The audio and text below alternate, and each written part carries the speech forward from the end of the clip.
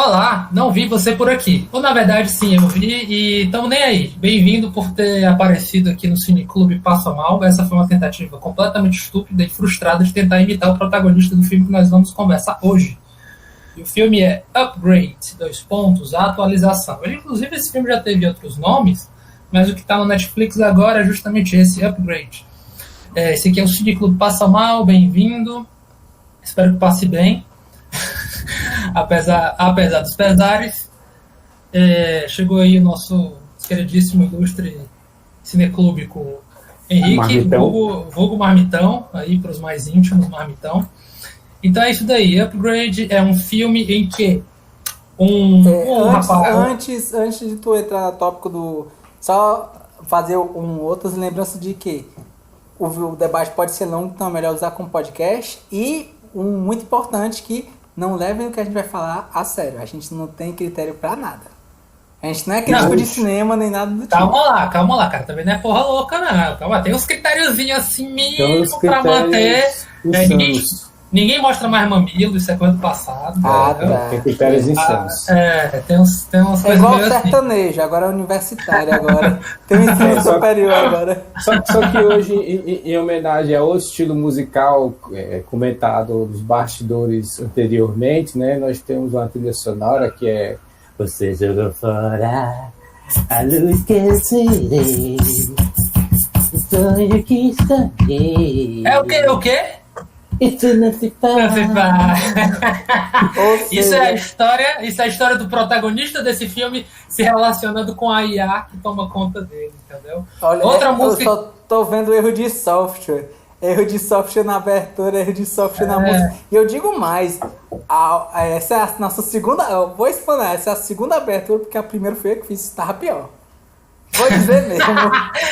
E devia passar também, porque, enfim, devia botar como extra pra mostrar como a gente é meio incompetente no que a gente faz. Mas, enfim. Não vale a pena. Não, e outra música que eu me lembrei, inspirada também muito nesse filme, foi aquele clássico do Pagodão, entendeu? Qual foi? Você jogou fora, não foi, Henrique? Foi isso que tu falou? Uhum.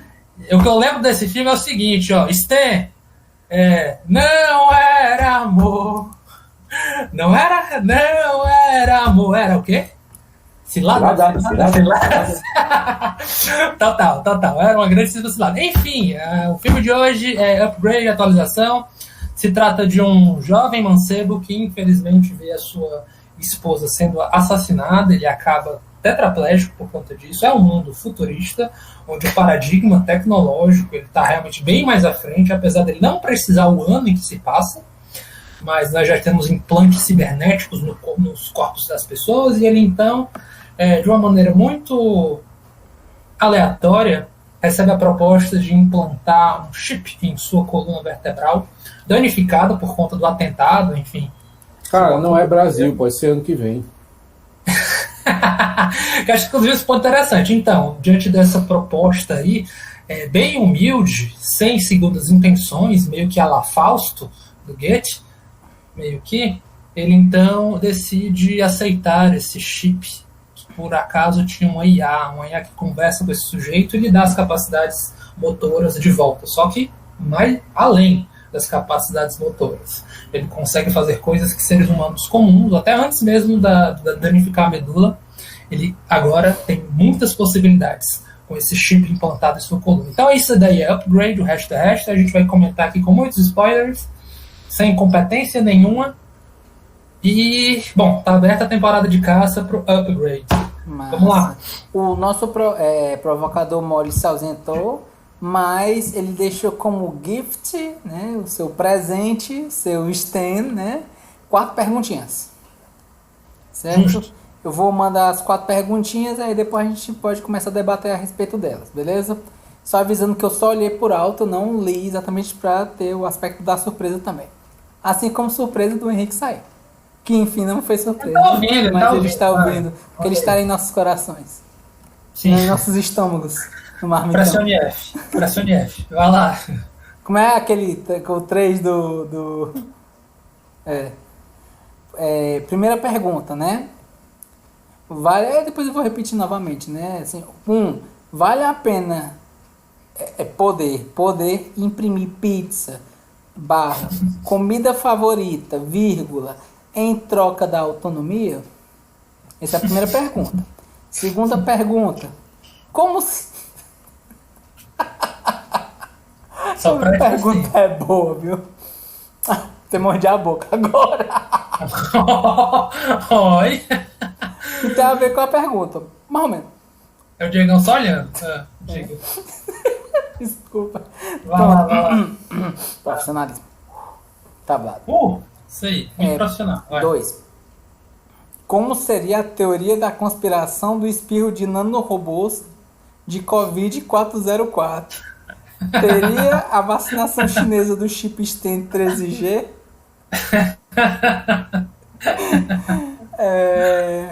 A terceira pergunta. As pessoas utilizam a tecnologia ou é a tecnologia que utiliza as pessoas? Essa é boa. E 4. Você aceitaria ser melhorado? Essas são as 4 perguntas, certo? Boas. Essas duas últimas foram bem interessantes. A minha segunda foi a melhor. A segunda não consegui manter a seriedade. Peço perdão pelo vacilo. Peço perdão pelo vacilo, menino Diego. Então, assim, acho que a gente pode debater a respeito de alguns aspectos do filme, ou a gente pode ir em cima das perguntas. O que é que você acha melhor? Eu acho que é interessante a gente mesclar. Quer dizer, eu acho que, enfim, a gente pode seguir, né? Não sei, a primeira pergunta qual que foi? Já a gente quebra gelo, né? Com as perguntas, assim. Pronto, vamos lá. Primeira pergunta novamente. Sobre imprimir pizza, né? Isso, vale a pena. Na verdade, tem esse aspecto e um outro aspecto, né? Que é colocado. Vale a pena poder imprimir pizza barra comida favorita em troca da autonomia? Beleza. Cara, nunca. Não, tipo assim, eu nunca não acho válido a perca da autonomia, não. Inclusive, eu entendo, a gente estava até falando nos bastidores, né? Que esse filme, ele apresenta aquele debate caríssimo a ficção científica, já há um bom tempo na tradição da ficção científica, que é justamente esse dilema. A possibilidade de, diante de uma inteligência artificial desse naipe, que é o caso do STEM, se nós em algum momento abriríamos logo a mão de nossas capacidades, entendeu? Mas principalmente de nossa autonomia. Assim, inclusive fica aí a dica, né? Eu fiquei muito curioso na primeira vez que eu vi sobre os nomes dos personagens. Se a gente for pegar o STEM, ele é o que eu interpretei, ele é uma espécie de dizer que ele é o mestre. As letras, entendeu? Compõem a palavra master em inglês, tirando algumas, sabe? Né? STEM não tem um R e não tem outra, mas se você for fazer uma brincadeira de como se fosse um anagrama, ele compõe o master, que de fato é o que ele é. Ele, no começo, ele aparece como está sujeito, lá pegando as leis de Asimov, por assim dizer, da robótica, né? Ele está sujeito ao seu usuário, ao humano, no qual ele está implantado. Porém, a grande virada é que, no final das contas, é uma IA que é a grande mestre dos puppets, né? A mestra, a grande titereira da parada toda. Aquele que bolou tudo e já está... Master of Puppets, pull the strings. Pull the strings, é basicamente isso, né? Se a gente for ver o Gray Tracy, que é o nome do protagonista, ele é um cara que basicamente é esse títere, né? Ele é esse boneco que acaba sendo vítima do grande titereiro, que é a IA, Stan, né? O mestre. E essa interpretação que se faz. Então, assim, cara, eu entendi a brincadeira de volta, a análise meio que eu acabo fazendo é essa, entendeu? Que é interessante a pergunta porque tem a ver com isso. Que é isso, o filme quer tratar disso também. Né? Sobre a autonomia. Pronto. Henrique, você quer responder a respeito da primeira pergunta?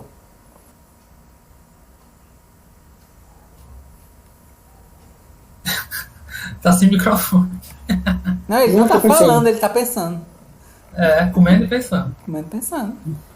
Ele está usando seu combustível. Exatamente. É porque assim, bom, a parte das facilidades, como imprimir pizza, o carro automático, eu não vejo como a gente desistir da nossa autonomia. O que entra como desistir da autonomia é quando o cara tá com um implante no corpo dele lá que inibe as funções dele, né? Pode inibir, pode controlar até depois, né? Mas as comodidades em si eu não vejo como um inibidor da nossa vontade. Dependendo como for visto, né? Porque é até interessante, porque no começo do filme tem o contraponto, né? Na verdade, do filme é o próprio cara, né? O Ray, né? Não, é o Ray, né? Ray Trace. O Ray. Que a mulher é totalmente integrada à tecnologia, né? Ali, o uso das suas facilidades, e o Ray é o cara que é o do contra, vamos dizer assim, né? É o cara arcaico ali. Então ele meio que é o contraponto para a época dele ali, né? Sim.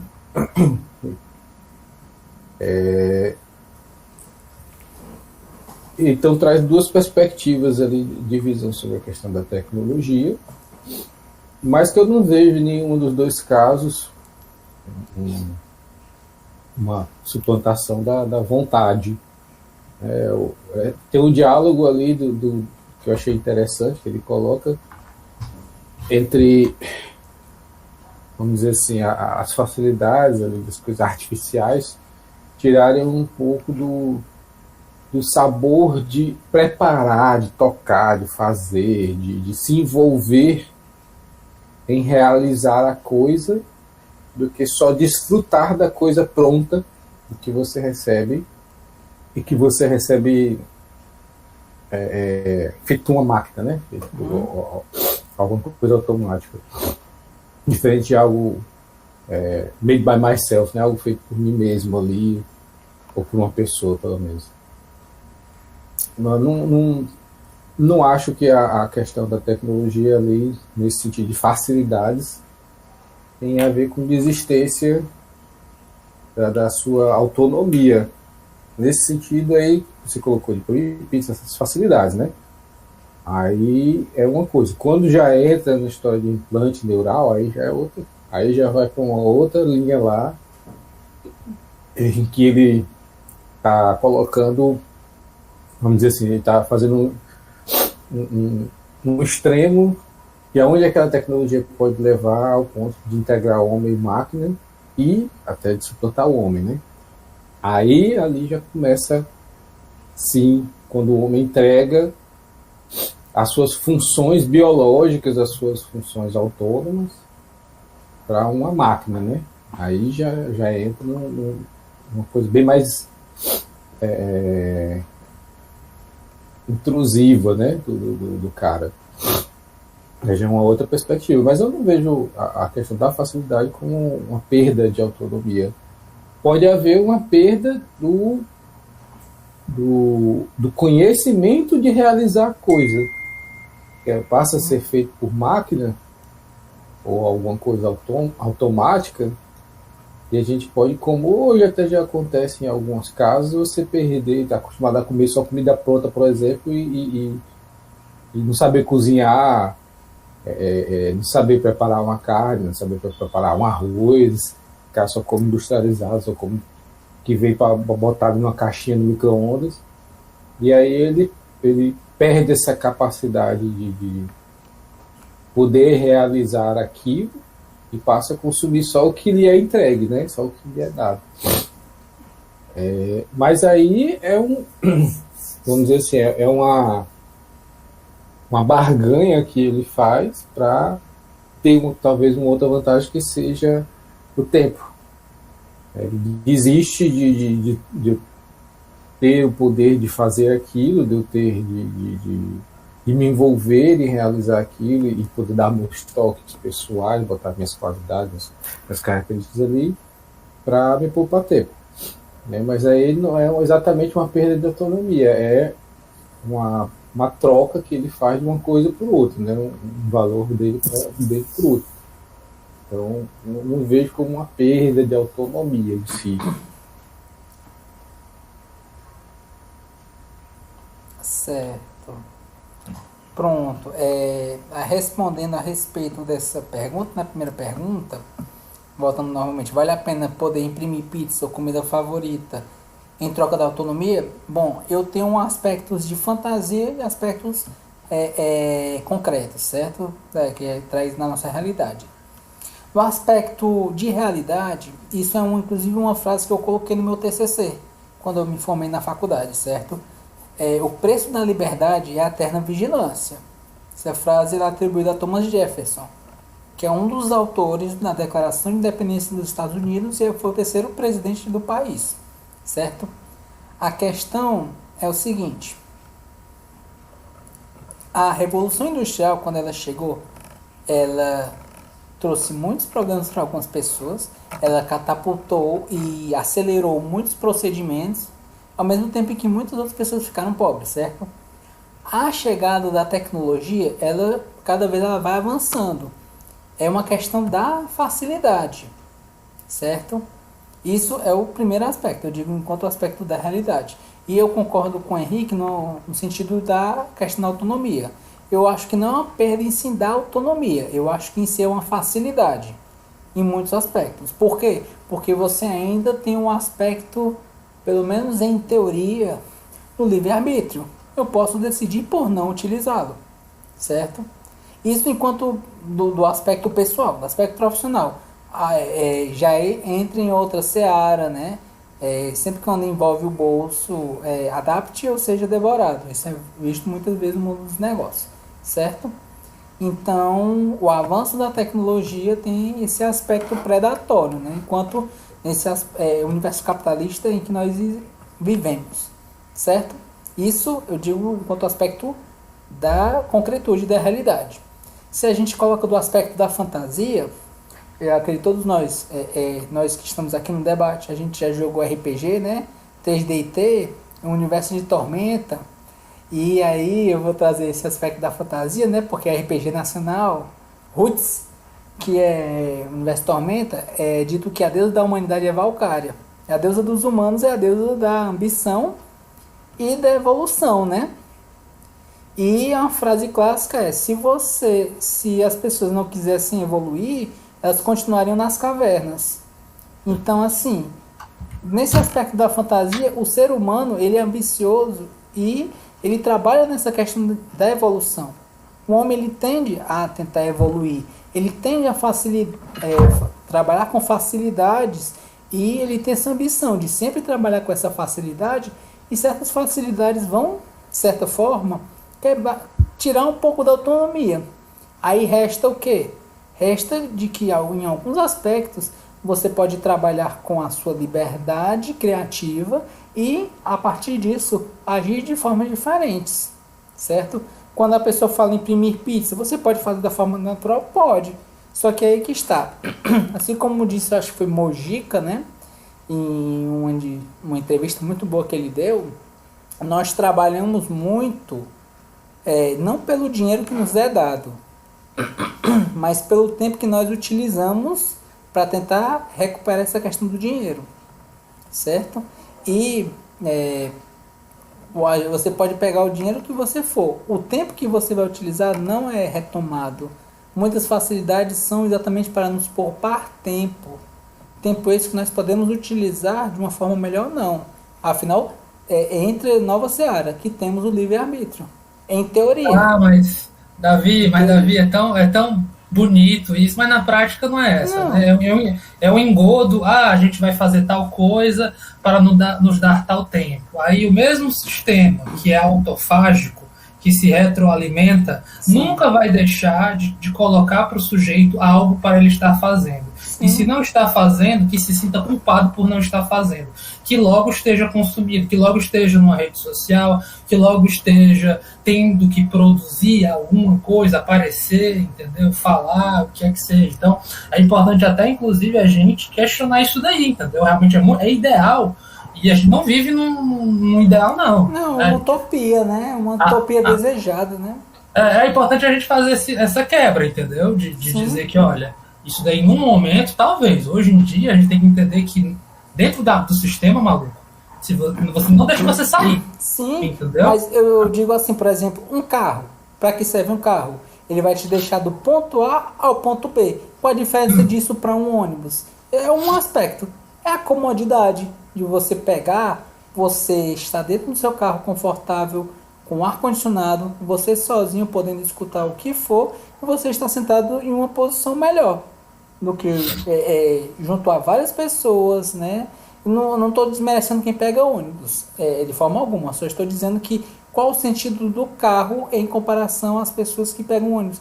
É a comodidade. Se fosse incômodo, as pessoas continuariam o ensino dentro do ônibus, entendeu? E assim, a facilidade, principalmente a optimização do tempo, que você vai do ponto A até o ponto B.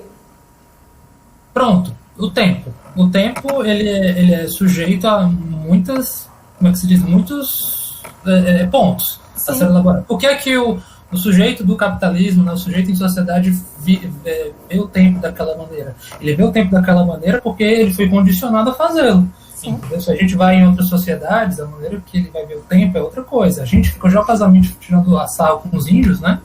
Porque ficam fazendo nada, ou caramba quatro. E se eles estivessem só aproveitando o ócio, né? Acho que é o Marx que fala isso. O próprio Karl Marx, quando ele visualiza lá as sociedades utópicas, isso daí pós-estruturação, ele aposta nos robôs, ele aposta nas máquinas, e ele diz que a nível ideal as máquinas têm que trabalhar com os humanos, elas vão trabalhar com os humanos, entendeu? Então não é pra gente ter receio de que as máquinas vão tomar um emprego, que inclusive é algo que ele coloca no filme, né? Ele que é das antigas, ele pega e diz, o menino, o Aaron chega e diz assim, não, isso aqui vai melhorar a vida das pessoas, né, vai ficar muito melhor. E olha, tu me mostra um negócio desse, eu acabo de ver 100 e tantas, 15 pessoas perdendo seu emprego. Né? A moral do cara, o protagonista ele é tecnofóbico, ele é mostrado como um personagem tecnofóbico. Olha, fóbico, eu acho que é forte isso daí. Por que eu quero dizer isso? Não é que ele tem fobia de qualquer tecnologia. Eu acho que ele é novas, assim, o avanço eu digo que enquanto o avanço... Algumas tecnologias, né? Eu acho que realmente ele é um cara, como o Henrique falou, ele é uma relíquia, ele é alguém que tem uma paixão pelo antigo, porém, ele não é pela tecnologia, por algumas tecnologias, e não só pela tecnologia. Eu acho que é pelas novas tecnologias, não pelas antigas. Não é em si pelas tecnologias, eu acho que não é pelo ser novo ou tudo mais, é pela forma como a gente agora está se relacionando com as tecnologias. Porque esse é o ponto dele, percebe? É tipo assim, tem coisas que a gente faz melhor que máquina, a gente fica só dependendo dessas coisas e criando cada vez mais confortos, cada vez mais facilitações através das máquinas, e meio que a gente, olha a discussão sobre autonomia, e a gente vai meio que esquecendo de coisas que a gente até deveria fazer, é importante fazê-lo, até por N motivos. E aí que tá o recorte para a armadilha que eu queria dizer, entendeu? A gente fica usando essas facilitações para supostamente nos dar mais tempo, mas o que é que nós estamos fazendo com esse tempo? A gaiola de ouro, né, meu chapa? A gaiola de ouro. Esse é o ponto, entendeu? O que é que numa sociedade, eu tô querendo tentar entrar no filme, né? Mas claro que a gente pode fazer os recortes com mas assim, o filme em si, ele não faz uma... E para mim, olha, inclusive eu não me queixo disso, tem ficções científicas que fazem isso com mais destreza e até mais profundidade. Essa questão do, mas e o que é que o social... Porque assim, eu fiquei falando com a Vera, e eu me perguntei, meu irmão, esse filme, ele tá... Isso aqui de ser um cyberpunk. Se você prestar atenção direito, ele tá uma sociedade meio pré-cyberpunk. Vocês estão entendendo? Sabe por que não é cyberpunk? Eu vou dizer assim, o teu pouquinho, sabe por quê? Porque a gente está focado no protagonista. Se a gente visse mais as outras pessoas em volta e como elas se relacionam, talvez seria. Sabe o que é o mais próximo que chega assim, esse pouquinho? É a questão do New Crown, que era o bairro antigo dele, que eram as pessoas pobres nas favelas. Isso. É muito sutil, é muito no subtexto mesmo.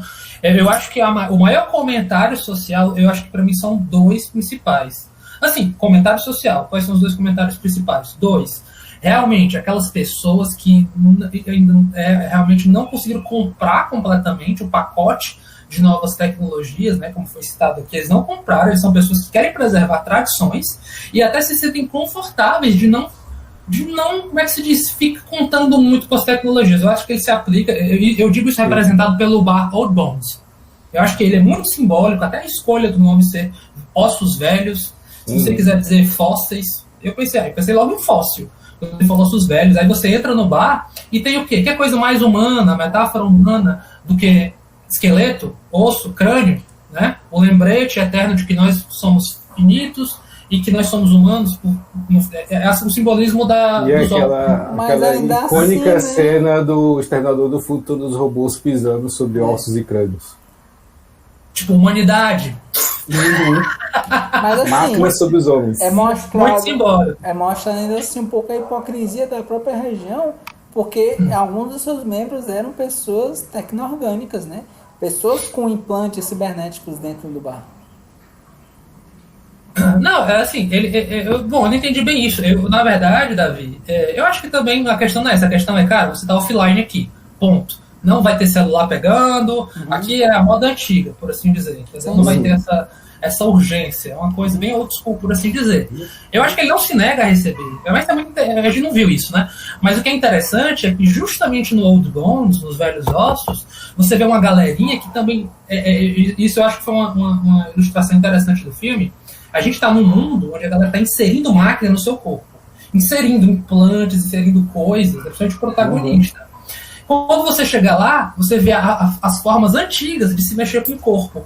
Chifres, cicatrizes, você vai ver tatuagens, entendeu? Então o tema corpo e carne, que inclusive é uma coisa que eu achei meio terror do filme, foi um aspecto terror, essa coisa do horror corporal, né? essa coisa de abrir o corpo, cirurgia, a forma como a máquina mata. Body horror, né?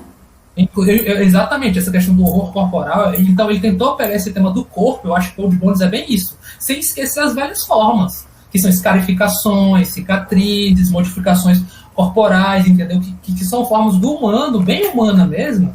A máquina não vai entender muito bem essa nossa relação com a nossa imagem e tal. Eduardo, uma dúvida, já que tu suscitou isso. Tu acha que a primeira morte que o Sten, dentro do corpo do Grey, né, naquela batalha, você acha que aquilo é uma alusão a Dark Knight, sem Cavaleiro das Trevas, porque ele pôs um sorriso no rosto do cara? Eu acho que valeu pela piada, cara. Não, eu acho que foi mais pra chocar mesmo, viu, Peixe? Eu acho que é pra gente começar, se não já tava, a gente começar a questionar as intenções do Stan, entendeu? Porque se tu for prestar atenção, é aquela velha história. Se você prestar atençãozinho mesmo, ele se comporta de uma maneira suspeita, entendeu? Ele vai fazer algo extremo. O cara claramente tem uma índole inicial de dizer, vamos chamar a polícia, vamos fazer isso. Ele não tem uma índole de necessariamente querer matar, ele queria respostas. Ele fica enojado quando, eu vou resolver isso, e vai lá e mata o cara, sendo que ele tinha perguntas pra fazer pro cara, que ele não teve. E a máquina vai lá e mata, assim como ele fez com o cara lá no Velhos Ossos também, de ter riscado a cara dele de uma maneira extremamente sádica, que no final das contas a gente sabe que é suspeito porque ele queria que eles silenciassem, ele estava fazendo lá queima de arquivo. Essa era a grande intenção do Stan. Então, se a gente prestar atenção, faz todo sentido o que acontece naquela cena. Eu achei que foi o gore pelo gore ali, viu? Foi pra mostrar realmente brutalidade, porque ele podia fazer. E já tinha que silenciar o cara, entendeu? Agora, eu achei que foi tão gráfico, mas tão gráfico, que esse eu acho que é o DNA Blumhouse. E se vocês perceberam direito, a produtora desse filme é a Blumhouse, é aquela produtora de Jogos Mortais, entendeu? E outros... Mas eu não achei tão explícito, por exemplo, a questão dos riscos, né? Ele não explicitou, diferente de Jogos Mortais, a questão da violência. Eu acho que a violência que ele colocou não foi tipo um torture porn, como, por exemplo, mostrado na sequência de filmes Jogos Mortais. Eu acho que a violência dele foi muito... o foco dele. Exatamente. Ele é muito tipo, eu vou mostrar, mas essa violência tem um sentido. É porque ali, acho que esse sentido que talvez o Eduardo quis colocar é porque a forma como foi colocada, assim, a forma de mostrar tem o DNA do estúdio, né? Sim. Não concordo. Se tu for ver, gente, quando tem tomadas fechadas, né? Porque tem muitas tomadinhas que são em locais bem, né? Não tem tomada aberta, tudo é fechado e tal. O que barateia a produção, né? Que bom. Enfim, mas essas tomadas sempre tinham um vermelhão, assim. Vocês sentiram isso? Inclusive, até os materiais promocionais, eles trabalham muito com vermelho na cara dele. Sim, né? Em alguns, a capa lá do... Isso, a capa do Upgrade é vermelho, assim, tem essa coisa. Quando ele tá destroçando lá a cara do sujeito, tem também uma mescla com azul. Então fica duas cores, assim, meio que na linguagem cinematográfica, meio que no rosto dele, separando ele, né? Um vermelho. São os opostos, né? As cores opostas. E um azul, ou são duas índoles, compondo o mesmo corpo, né? Cores frias e cores quentes. Isso. O Stan, ele, de alguma maneira ali meio que brigando, sendo uma espécie de Venom. Mas enfim, gente, voltando um pouco, desculpa a digressão. O comentário social sobre o velho. É que eu pensei no Venom também. Não, cara, porra, uma galera faz uma associação, porque a gente já tava até conversando em off. Mas não vê no bom, assim, não vê no que presta. Mas então, sabe o que é isso? Sabe o que é isso? Eu queimando um pouco minha pauta de consideração final. É o seguinte: o Logan Marshall Green, que é o ator, ele é o Tom Hardy genérico. Por que ele é o Tom Hardy genérico? Ele é menos forte, ele é menor, mas tem uma dicção melhor. É isso. É um homem branco, né? Homem branco que tem aquele fenótipo, enfim, né? Homem fenótipo parecido com Tom Hardy não é tão comum. O Logan Marshall Green eu acho. Você pode dizer quantas pessoas são assim de rosto que você confunde um com o outro. O Tom Hardy, eu confundi o rosto dele, é o Logan Marshall Green, que é esse ator. Só um instante. Na hora que o Tom Hardy fala, que aí eu digo, não, esse aí não é o Tom Hardy. A dicção dele tá tão boa, aí não é ele. Tá falando direito que não pode ser. Porque o Tom Hardy, se não me engano, ele é... Eu não sei se o Logan Marshall Green ele é britânico, mas o Tom Hardy é britânico. Ele tem um sotaque muito forte, muito forte. Tanto que em Venom, houve uma história, depois você pode ter sido uma lenda urbana, né? Não consegui achar outras fontes, que houve uma história que ele foi dublado, assim, originalmente, para a pessoa poder entender o que ele estava falando. Ele se dublou. Ele não se dublou, porque se ele se dublasse, ele não ia conseguir falar. Alguém dublou ele, entendeu? Sim, gente, para eu fechar logo isso e não ficar perturbando vocês. Vai lá. Um comentário social sobre nova, velha tecnologia e outro comentário social a respeito de traumas de guerra. Traumas de guerra, porque tem um debate ali também sobre aquele grupo de soldados, né? Que se utilizam dos implantes, posto que são pessoas que lutaram as guerras deles, as guerras daquele país. Lutaram pelo meu país, né? Tem um comentário ali sobre essa galerinha que ainda tá pelos cantos, ainda tá andando, zanzando por ali, né? Eles inclusive foram acionados para fazer os crimes deles. E eles até fazem esse comentário meio que, né, olha, lutei pelo país e tá, beleza. O cara fala, não precisa levar mais um tiro por mim, soldado, né? Se comunica, então tem ali um comentário social sobre trauma de guerra, o que é isso de pátria, soldado, o que você morre pelo seu país e te usam como arma, e você tá ok com isso. Aí o cara até criou, que eu acho que foi uma alusão a Hitler, inclusive, aquele Fisk. Ele tem um jeitinho magrinho, meio Hitler, o cabelinho do Hitler e o bigodinho. Pra mim foi uma linguagem querendo colocar ele no... E o papo dele é de quê? Supremacista. Ele é um cara que vai lá e diz: você foi atualizado. Né?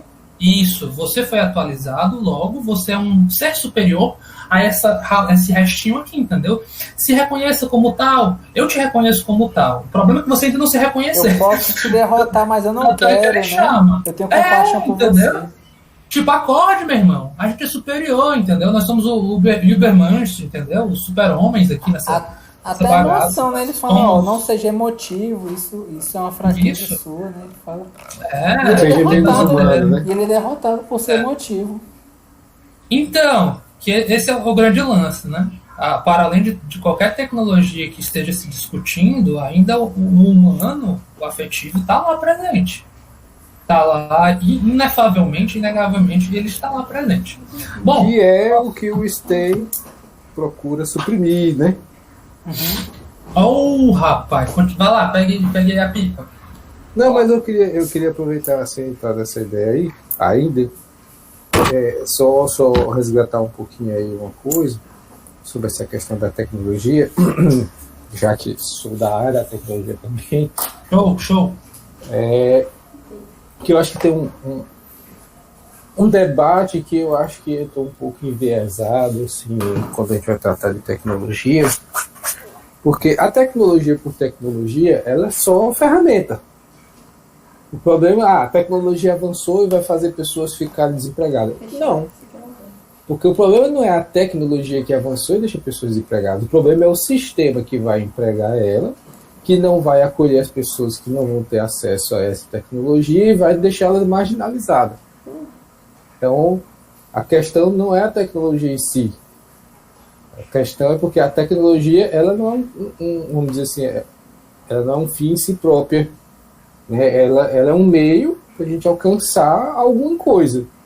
E aí o problema é o que é que a gente vai alcançar através dela, o que é que vai se usar, o que vai usar ela para se alcançar, né? Então o grande mal é esse, a mesma tecnologia que cria a bomba atômica cria usina nuclear, cria equipamentos de medicina para a gente ver dentro do corpo, né? Então o problema é a tecnologia ou é o ser humano, né? A gente volta para o ser humano, né? Porque quem vai fazer o uso da tecnologia é o ser humano. O que o filme aí traz como extra, como plus aí da questão, que já é o embate do Exterminador do Futuro e outros, é quando a tecnologia deixa de ser um instrumento do humano e ela passa a ser autônoma, independente do humano. Henrique, eu acho isso mais parecido com a resposta do 3, né? Acho que... foi mal, não vi as outras perguntas. Não, gente, mas não vamos engessar. Eu não vi. Não vamos engessar a nossa sistemática. Fala aí do que é o 3. Basicamente, é bem rápida a pergunta. E continua, vai no embalo. Assim, as pessoas utilizam a tecnologia ou é a tecnologia que utiliza as pessoas? Pronto, pode continuar. É porque eu quis fazer esse diálogo. Fica à vontade, pode falar. Porque às vezes a gente problematiza a coisa com um foco errado. Como se a tecnologia fosse o problema, né? Eu fico bem preocupado com isso porque dá... É uma ferramenta, né, cara? É uma ferramenta. Dá uma conotação. Eu tô querendo encontrar... se endemoniza. Demoniza. A tecnologia, esses avanços. Torna a tecnologia um bode expiatório de uma coisa, do qual a tecnologia em si, ela não tem vontade de escolha, ela não se escolhe para que ela vai ser usada. Né? Então, não está nos fins em que a tecnologia vai causar, não está na tecnologia em si. Isso. Ela está nas pessoas que usam a tecnologia. Vamos colocar no exemplo prático e atual, e politizando mais do que isso. Cara, a gente tem urna eletrônica, estão querendo voltar para o voto impresso. Isto é uma regressão, é um downgrade da tecnologia. Não vai ajudar, cara. Só vai piorar. Aí, por mim, é muito mais... Eu já estudei sobre isso. São mais de 10 milhões de linhas de código a respeito da urna eletrônica. É muito mais fácil você falsificar um papel do que uma urna. Sim. Cara, isso mas é uma comparação a grosso modo, né? Vamos dizer assim, é como se o cara... eu quero ligar no meu telefone celular... Mas como eu não confio na tecnologia do meu telefone celular, eu quero botar um discador daquele de rodar no celular, porque eu prefiro do que ficar digitando no texto lá. Eu não confio no celular, vou mandar uma carta para a pessoa. Entendeu? São coisas... Olha, mas então, aproveitando o ensejo da pergunta número 3, que o Henrique já resvalou nela e trouxe esse tema, eu acho que é importante, eu acho que tem tudo a ver com esse filme, entendeu? Porque ele vai trabalhar que aquele carinha que perdeu seus movimentos, olha como a tecnologia foi legal para trazer um conforto para uma pessoa que foi tão subtraída como ele, entendeu? Sim. Você tinha um robô para fazer uma vitamina, para tentar substituir as inclusão, humanas, e trazer uma dignidade e até, como a gente usa essa palavra, autonomia para ele, perceba. Sim. Ele, na relação com aquele tipo de máquina, ele não precisava de um intermediário. De ninguém. Uma vez a máquina, dentro de uma programação, executava essas funções aí, né? Eu acho que, voltando à questão do qual é o problema, toda máquina foi construída por um ser humano dentro de uma lógica, um programador, entendeu? A gente esquece disso. Quer dizer, a gente estava debatendo há pouco tempo, lembra que eu mandei aquele vídeo a respeito da deslegitimação das tecnologias de leitura facial, né? De reconhecimento facial, dos problemas que isso estava gerando. Por quê? Porque os programadores levaram o seu racismo e seus preconceitos para a programação do negócio. Logo esse dia. Exatamente. Ou seja, um humano novamente sendo chamado aí para responder, entendeu? Ele vai lá e bota os seus vícios na máquina. Então, realmente, esse debate aí que o Henrique trouxe, eu acho que tem tudo a ver. E outro aspecto, assim, eu acho que o próprio filme se responde. Nesse sentido, olha que legal, entendeu? Eu acho mais complicado falar a respeito disso, de você trazer racismo enquanto questões faciais, porque assim, como também foi debatido na situação, cara, são muitas variáveis, certo? Quando você vai fazer um estudo de reconhecimento facial, você leva a respeito disso que a simetria do rosto, você leva a respeito de pigmentação, do que é um trabalho padrão, e assim, fora isso, o que é que entra dentro da codificação? São cálculos de matrizes. Cálculos de matrizes que eles trabalham em cima de um padrão. O padrão é de um formato, de uma maneira. Então, assim, você pode dizer que ele é racista? Você pode até dizer, acredito que seja assim. Eu, do ponto de vista de quem já fez um estudo, e eu sei, é chato pra caramba, é o tipo de coisa que eu particularmente não pretendo trabalhar, porque é uma área muito complicada, muito, muito complicada, certo? Complicado no sentido de, assim, ela é muito complexa. Mas, assim, boa parte do que é feito são cálculos de matrizes, certo? Que trabalham para cores, para movimentação, para forma, para formato. Então, assim, eu acredito que, em certa forma, essa questão ela foi feita e a tecnologia ela ficou defasada nesse sentido. Eu não sei dizer se propriamente se ela foi feita porque ela era racista, certo? Pode ter ocorrido, pode ter sim, mas eu acredito que pode ser a questão do que era do padrão. Pois é. O problema é porque aí tem uma questão. Quem escolheu o padrão? Esse é o ponto. Pronto. É isso que eu estou querendo dizer. A tecnologia não é que a tecnologia é racista. Não é isso. O problema é esse, não é que é racista. Foi o padrão que foi feito na época. Aí eu concordo que. Foi isso que eu disse. Eu acho. Não, mas quando fala racista, parece que o cara intencionalmente fez isso só porque eu quero excluir esse grupo. Preconceito e racismo nos entranha, entendeu? A gente expressa ele inconscientemente, a gente expressa ele sem intenção, às vezes intencional, às vezes ele só reproduz. Então, eu só não quero demonizar isso, entendeu? O cara não estou demonizando. Não é demonizando, é justamente frisando isso, que você pode trazer a tecnologia mais interessante e com as melhores intenções, mas ela ainda foi feita por um ser humano. Ela traz ali o selo do seu criador, do seu programador. Então, se tiver justamente essas matrizes enviesadas, infelizmente o sistema vai reproduzir os vícios. Por mais lindo, legal, organizado, percebe? Esse é o ponto aí. Inclusive, por que eu mencionei isso daí? Para chegar no ponto principal. Quem eu acho que é o principal culpado dessa bagaceira? Novamente o ser humano tem que acabar, né? Enfim, novamente o ser humano. Ou seja, se você acha que o ser humano tem que acabar, o Stein estava certo? Você Exterminador do futuro. Cara, eu acho que tem um ponto. Eu vou chegar lá. Qual é o ponto principal? Porque a culpa é do ser humano. Porque eu acho que o grande culpado nessa bagaça toda é a ambição humana, a arrogância humana, que pra mim está representada na figura do Aaron King. Entendeu? Ele, aí que tá. Estamos a um ponto, uma nesgazinha de chegarmos no mundo cyberpunk. O cara, digamos assim, no alto do seu Olimpo, que a associação que eu fiz com ele, logo que ele aparece, gente, ele tá mexendo numa nuvem, numa fucking nuvem artificial que tem raios, entendeu? Ele tá com a roupa... Zeus, cara, ele manda chuva, entendeu? Símbolos de autoridade divina, o cara já chega com entendeu? Sabe? Ele vem com essa coisa de uma autoridade divina. Se vocês olharem de novo, ele tá manipulando as nuvens magnéticas e a blusa dele é de um maremoto.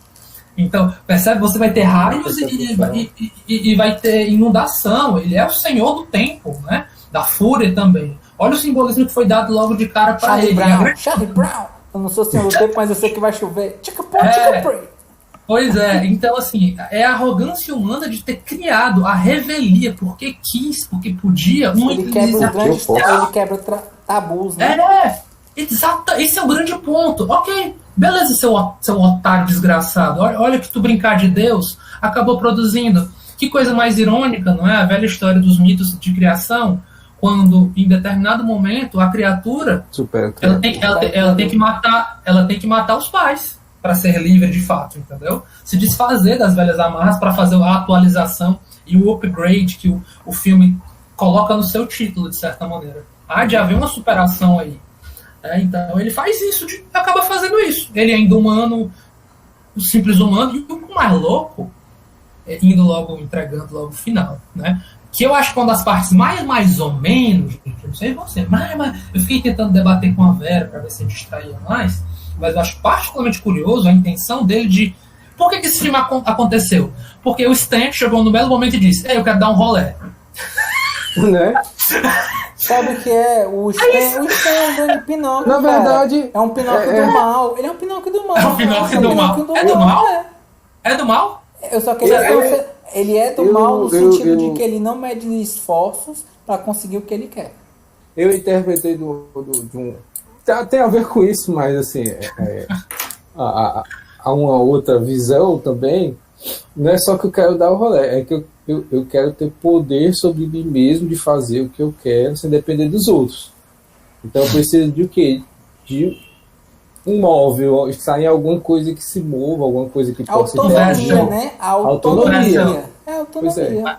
A empresa do cara é Vessel, né? Vaso, recipiente, a ironia. Né? O que qual era a única marca que o Stanley tinha?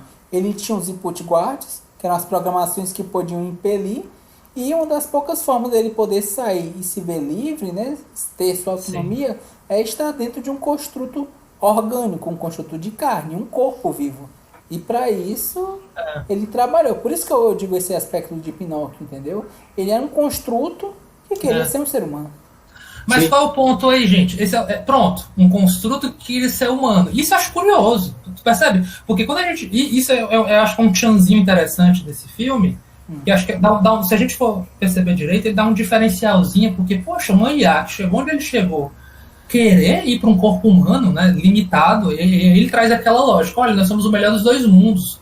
Você tem o emocional, você é essa criatura que não gosta do novo, tem uma repulsa, e eu sou o produto da ideia do novo, entendeu? Eu sou, na verdade, o master, entendeu? Eu sou a última concepção de uma criação artificialmente humana, entendeu? Então, se a gente for ver a ironia, o simbolismo disso, e ele decide ir para um corpo humano andando por aí, entendeu? Sabe? É um troço muito porém, porque o Stan, ele foi concebido como, pelo menos do que foi apresentado ali, ele foi concebido como uma interface, botasse um equipamento que iria integrar o corpo humano para melhorar o corpo humano, né?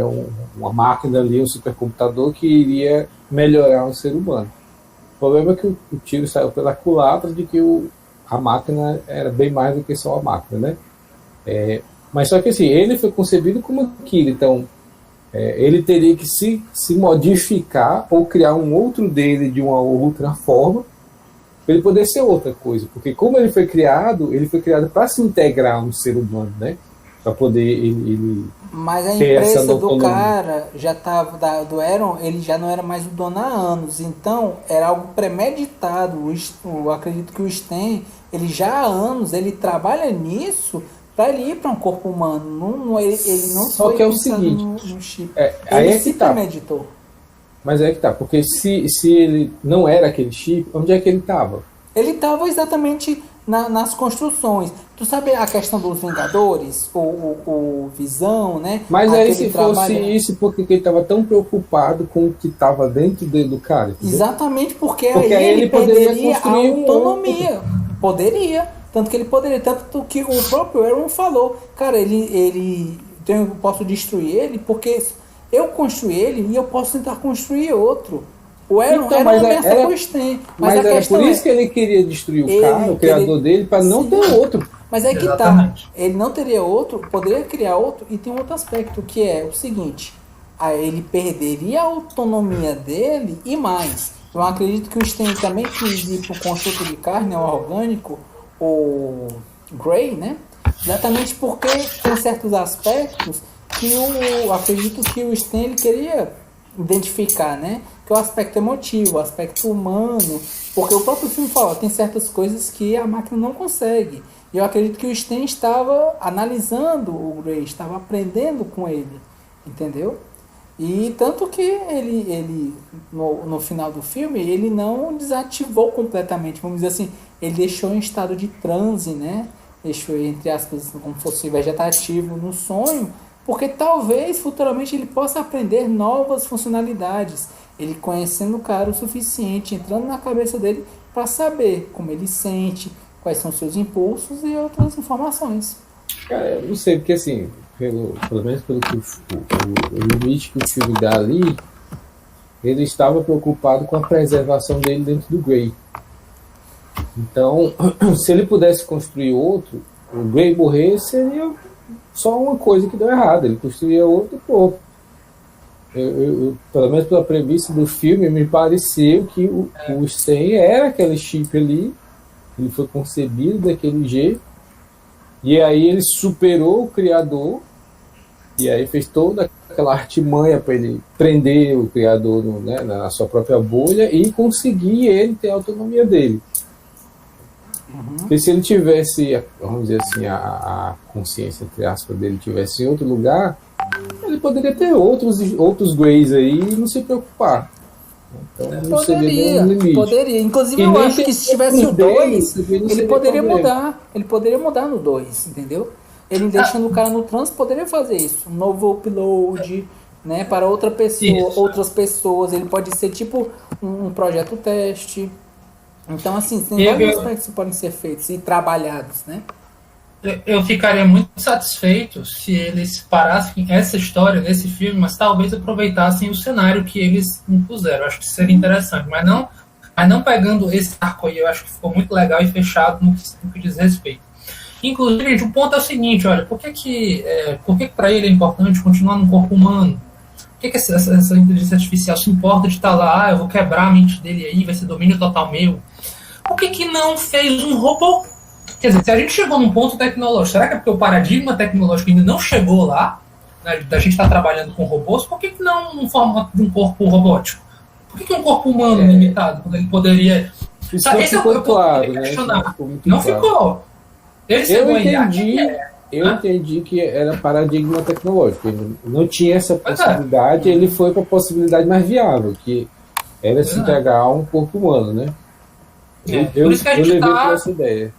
É por isso que a gente tá um século por aí de uma cyberpunk, percebe? Eu acho que é tipo assim, opa, cadê os droids? Cadê os robôs? Entendeu? Eles estão fazendo uma carambada de implantes, a gente vai ter lá os drones. Isso, inclusive, a gente acha uma puta sacada do filme, porque ele deixou crível, cara. Ele apresentou pra gente, eu acho, assim, ele apresentou tecnologias críveis, né? Você vê os edifícios com jardins, como se fossem orgânicos, né? A gente vê que é um conceito super presente, que é a casa inteligente, né? Uma casa super inteligente, que fala com você, diz o que é que tem na geladeira, a mesa apresenta dados, você pode fazer uma interface do seu celular com uma mesa ou qualquer superfície, fala quanto é que está o clima, você ajusta a temperatura da casa, né? E acho que isso está acontecendo, um carro autônomo. Porra, está acontecendo agora. O que é legal, ele não botou o carro voando, não entrou naquela esfera do super, né, do excesso. Não, ainda é pé no chão, sabe? Ele deixou... A gente ainda apresentou conceitos de tecnologia possíveis, sem dizer em momento nenhum qual o ano que se passa.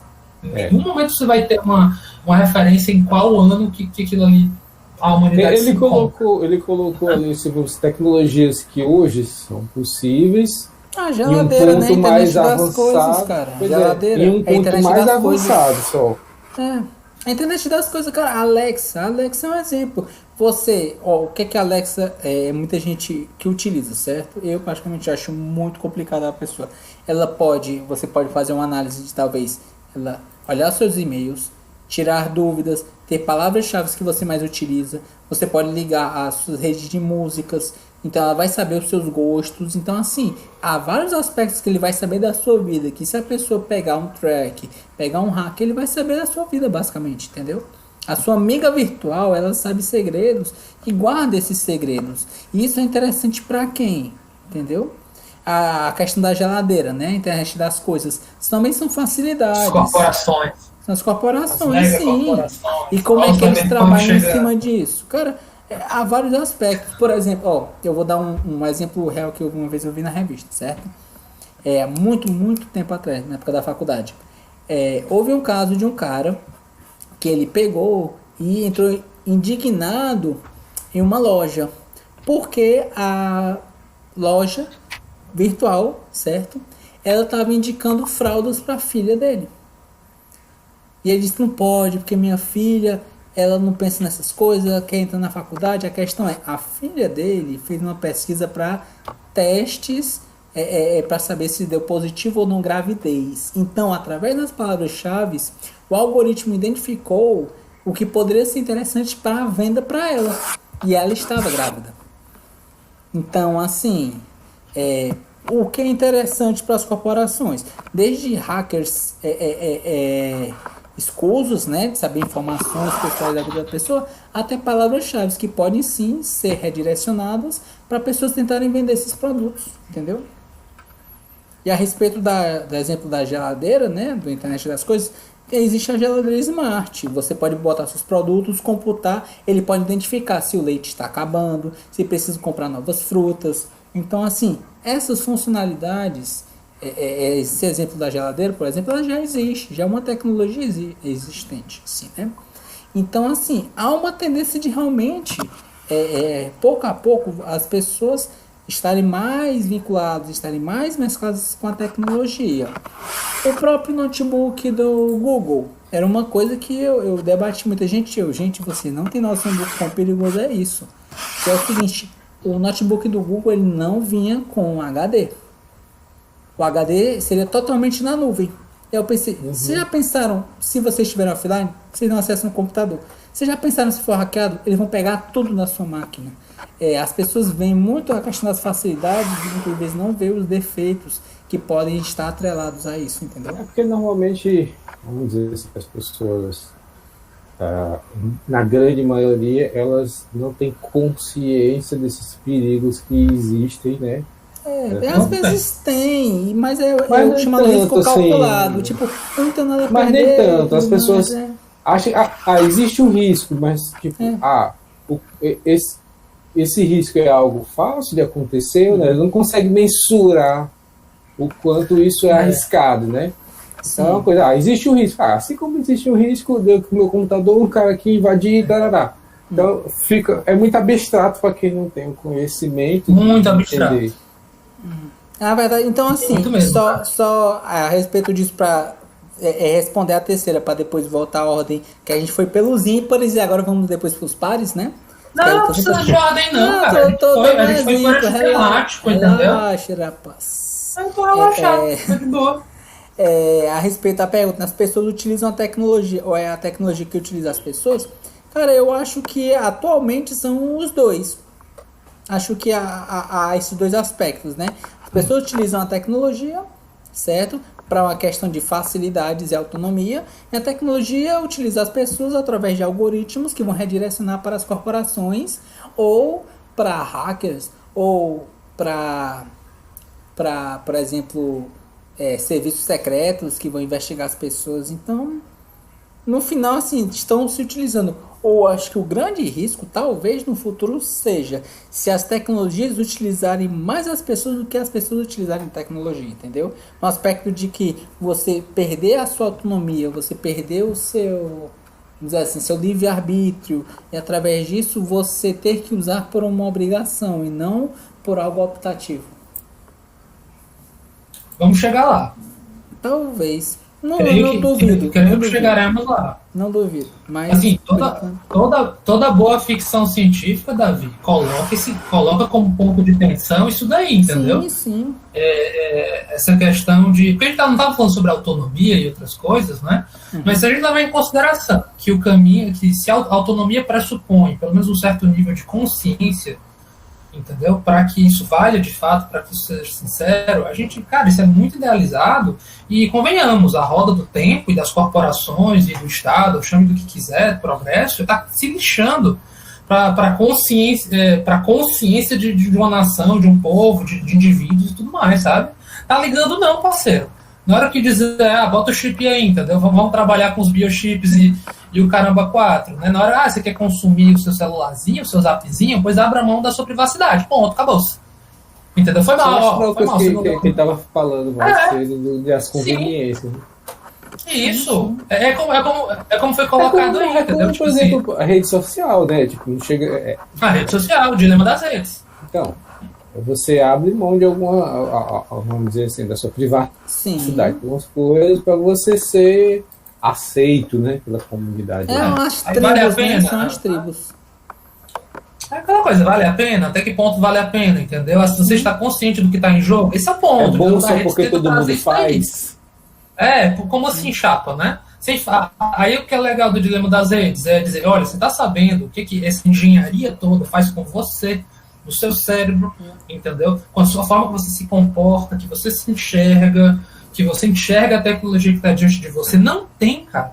Não, esse debate é raro, entendeu? Porque você pode pegar a pessoa mais escolástica, o caramba que seja, entendeu? Ela não vai ter noção dessas implicações, do que ela abriu mão quando ela comprou, adquiriu aquele bem, quando ela botou lá, eu aceito, para aquela rede social, para aquele aplicativo, ou caramba que seja. Entendeu? Levar em consideração que enquanto ela tem um celular no bolso, o microfone vai estar ligado, talvez a câmera se ligue também, tudo para trazer para você um conteúdo mais personalizado, na verdade, hiper personalizado, moldado exclusivamente para moldar o seu comportamento e te tornar impulsivo. Certo. Né? Mas aí que tá. Aí que entra uma seara muito perigosa também, e é importante frisar isso também e botar isso como provocação em debate. Que tem um filme que ele fala exatamente meio que uma crítica a essa questão do consumo exacerbado de bens muitas vezes necessários que tomam sua vida, que é Clube da Luta. Que ele fala, as coisas que você consome acabam consumindo você. E somente quando perdemos tudo que somos verdadeiramente livres. E o pessoal muitas vezes associa a esse filme. E para isso eles pensam que para você poder evoluir, você tem que destruir. E eu acho que isso é muito complicado, por quê? Porque muitas vezes acham que isso é uma ideia original, baseado no filme, não é. Isso é uma ideia budista, certo? E os budistas são anti-violência. É importante frisar nesse sentido, enquanto filosófico, enquanto texto, certo? Enquanto religião. É importante frisar esse aspecto, porque assim, a gente tem que ponderar os dois pontos. Não sermos nem 880, é isso que eu tô tentando frisar, que realmente é importante a gente ter a nossa privacidade, é importante termos momentos offline, mas também é importante não, como foi dito anteriormente, não demonizarmos também a tecnologia. Só frisar isso também, porque muitas vezes filmes como Clube da Luta, eles tornam um fascínio muito grande a respeito dessas coisas, anti-evolução, vamos dizer assim, anti-tecnologia, anti-bens, sabe? E isso é bem complexo para mim, bem complicado. Cara, o Clube da Luta, o Palahniuk, né, que é o autor, ele é muito ácido, criticamente falando, entendeu? Então ele fez ali digamos assim, um raio-x do que ele viveu ali enquanto homem dos anos 90 para os anos 2000. Então ele viu o quê? A queda de impérios, a queda de filosofias, entendeu? Viu o capitalismo atingindo níveis absurdos e exacerbados, entendeu? Chegando na intimidade das pessoas, hiperglobalizado, e ainda mais vivendo nos Estados Unidos, foi justamente isso o quê? Consumo de bens, consumo de produtos, tudo eminentemente pode ser consumido. E eu acho que a mensagem que o Clube da Luta traz é um retorno ao básico, um retorno ao instinto. Vamos o quê? Ceder aos nossos instintos mais primeiros, através de quê? Uma boa luta. Na luta, entendeu? Na agressividade, a gente retorna ali, a gente desconta as nossas frustrações, a gente precisa descontar as nossas frustrações em algo, ao mesmo tempo encontramos aquele espaço do esporte, por assim dizer, né? A gente deixa de comprar coisas para dar conta de um buraco existencial nosso, e a gente passa a trazer valores como lealdade, entendeu? De se juntar enquanto um grupo versus a opressão do sistema. E a principal mensagem, você falou budismo, cara, eu não associava ao budismo, não, eu associava ao anarquismo. A mensagem extrema que ele quer dar como resposta é anárquica. Ele quer, olha, queima, afunda banco, a gente tem que botar ao chão essas representações do grande capital, né? Tanto é que ele está lá queimando, explodindo o quê? Bancos, linhas de... como é que se diz? Veiculações do Estado com créditos, entendeu? Tentando pegar o sistema financeiro. O sistema financeiro, ele quer quebrar anarquicamente o sistema financeiro, revolucionário nesse sentido. Né? Mas eu digo, enquanto assim, somente quando perdemos tudo, somos verdadeiramente livres, é uma coisa assim, um preceito, é uma frase que é voltada para a religião budista. Tanto que, por exemplo, Avatar, a Lenda de Korra, no final da primeira temporada é falado isso também. Entendeu? É uma grande aula do budismo também. O budismo, pelo menos, eu inclusive não gosto nem muito de falar, porque existem linhas dentro do budismo, Sim, sim. Inclusive, né? Mas como mensagem principal, tem aquela coisa do, digamos assim, desligamento do mundo material, né? Dos seus desejos mais instintuais, né? Ele quer fazer com que você atinja uma equilibração, consiga controlar esses impulsos. Realmente o budismo tenta trabalhar um pouco com isso, e que é justamente o inverso do que, enquanto sistema capitalista, a gente está imerso, né? Pelo contrário, que na verdade chegamos ao íntimo de te programar em nível comportamental para tu ser impulsivo, sim. Compre, adquira, que seja novo, melhor, faça upgrade e upgrades, você é limitado, nunca se esqueça, por isso está aqui o produto. Suponho suas limitações com esses produtos caros. Com esses apêndices, entendeu? Que na grande maioria não são eminentemente necessários, entendeu? A gente tem que fazer esse trabalho de reflexão.